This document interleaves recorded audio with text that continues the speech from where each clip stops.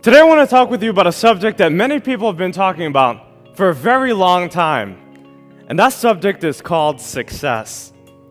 You see, success means different things to different people. And what success might mean to me is different than what it may mean to you. And what it may mean to you is different than what it means to a kindergartner who's just trying to get a star on his homework assignment. Or perhaps to a housewife who's been trying to get her 5 kids in bed by 9 o'clock p.m. Or maybe even a corporate executive who's been working for his or her corporation for 20 plus years and only wants to become the CEO of their organization. As you could tell, we have so many different definitions of this word success. But the greatest definition I can give you today is this. Success is all about self-expression.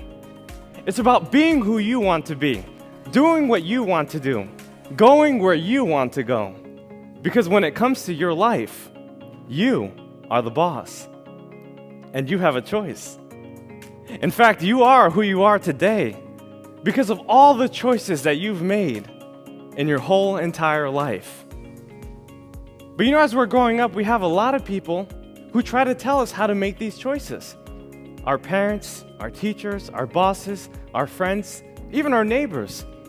They try to tell us how to live our lives, what we should do, where we should go, how we should walk, how we should talk.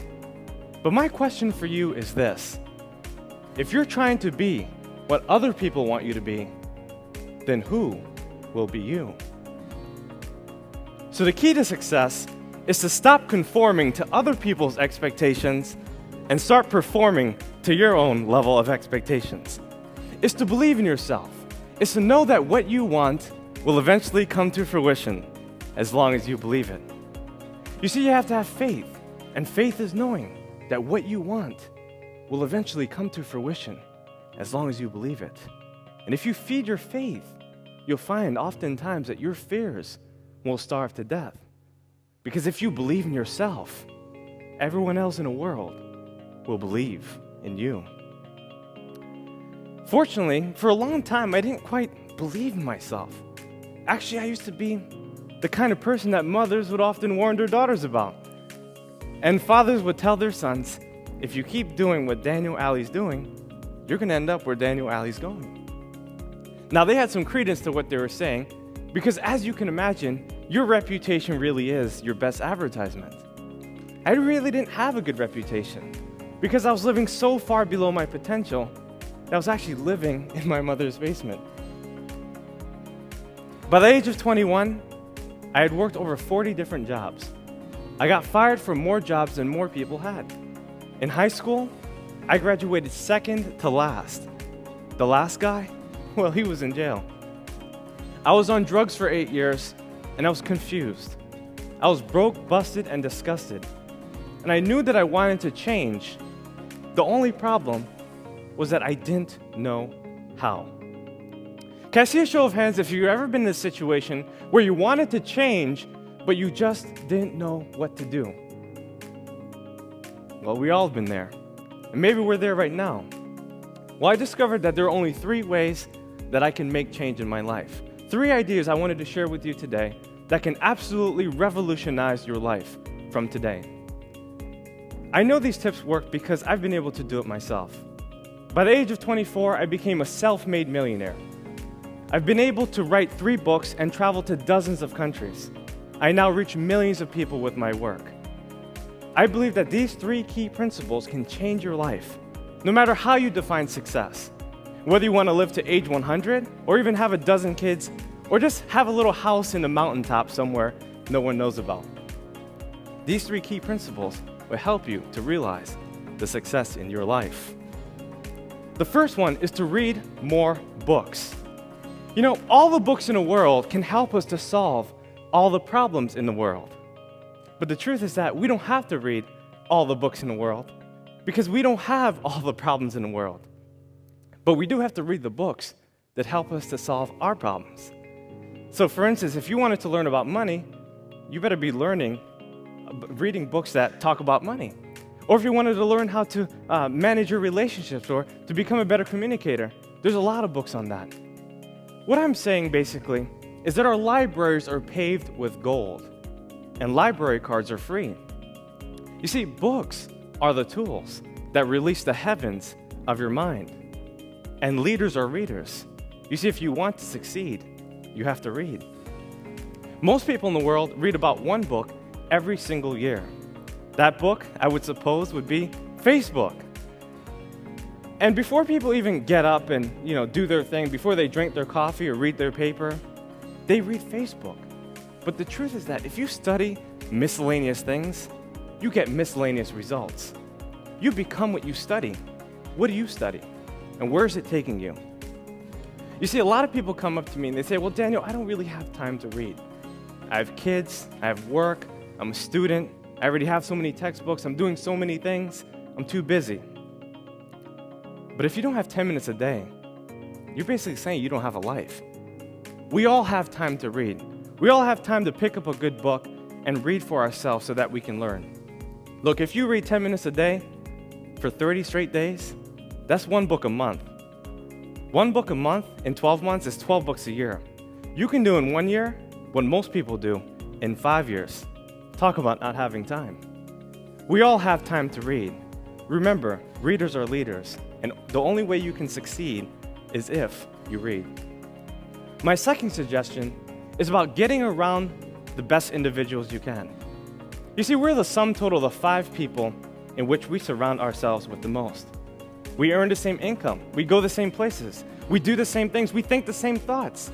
And if you were to look at your 5 closest friends, you've got to ask yourself this one question: who are my leaders and where are they taking me?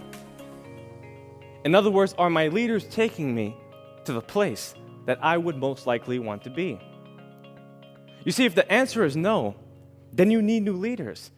You need people who are inspiring, people that can help you, lift you up to the goals that transcend your own possibility and your thinking. You have to realize your goals, and you can only do that by getting around the right people. Now, many of us have what I like to call default friends.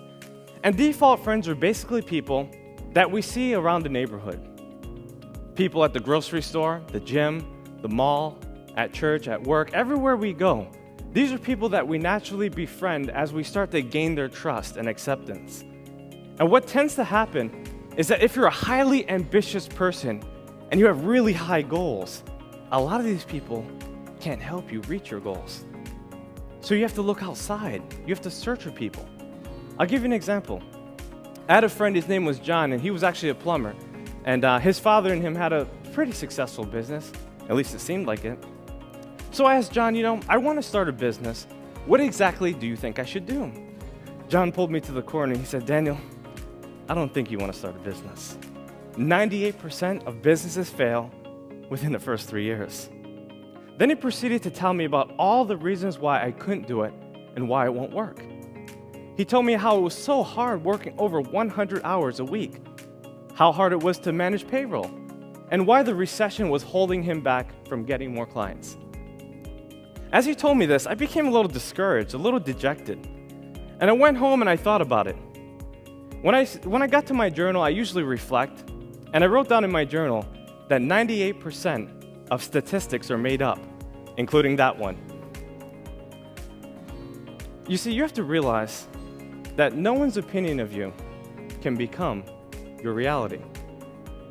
And in order to change your reality, you have to change your mentality and the people you surround yourself with. You have to get yourself around people who can help you, people that are smarter than you, people who have gone further than you, people that know exactly what you need to do to get to that next level. You see, the truth is that the people that you're looking for are also looking for you, but you have to find them. You see, sometimes we surround ourselves with strangers and family members who tell us what we can't do. They limit us. And a lot of people have the right intentions, but oftentimes they provide the wrong directions. In other words, they want to help us, but they just don't know how.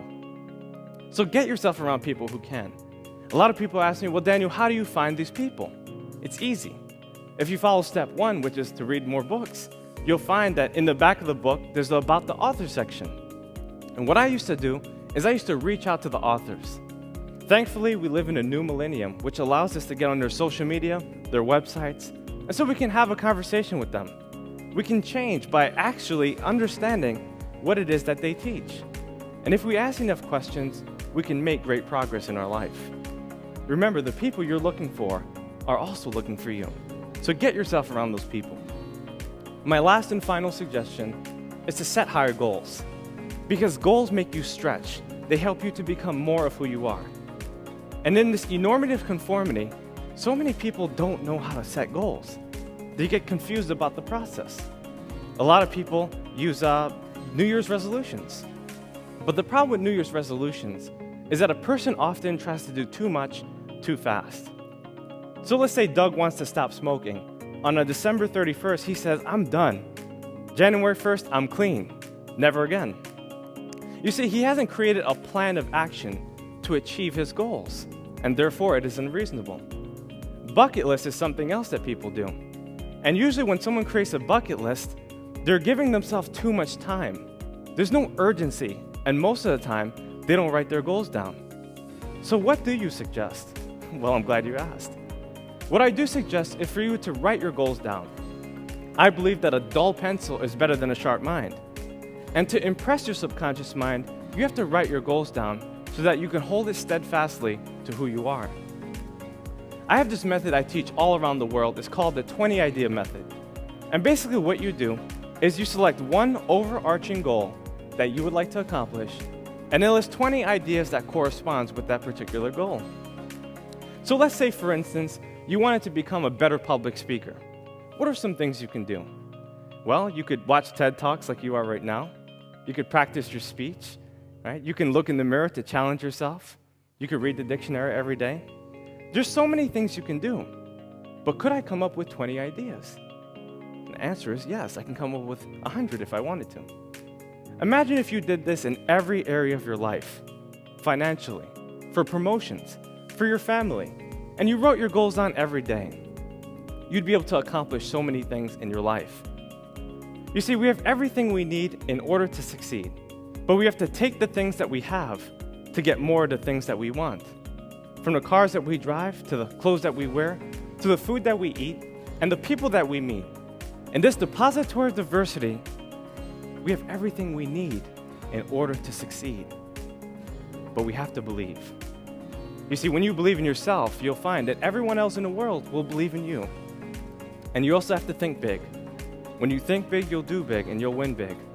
Well, big is actually the 3 ideas I wanted to share with you today. B, the books that you read. I, the individuals you meet. And G, the goals that you set for yourself.